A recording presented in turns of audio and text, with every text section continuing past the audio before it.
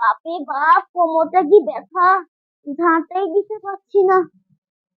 বাসনগুলা মেজে নি, না হলে বৌমা আবার আমার উপরে চিল্লাচিল্লি করবে। বাবা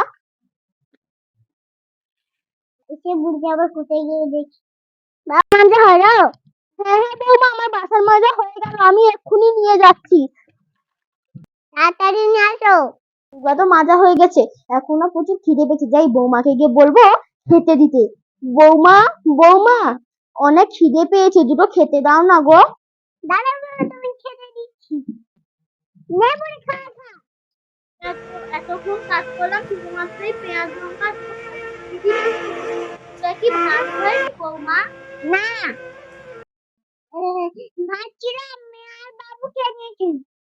বাবু খেয়ে নিয়েছে, আমার জন্য একটু ভাত রাখোনি বৌমা? না, তুমি খাবি তো, নাহলে তুমি খাবি তো, নাহলে কোথায় গিয়ে বেরিয়ে যা। ঠিক আছে বৌমা, আমি শুকনো মুড়ি খাচ্ছি। আমাকে খালি মুড়ি খেতে হচ্ছে।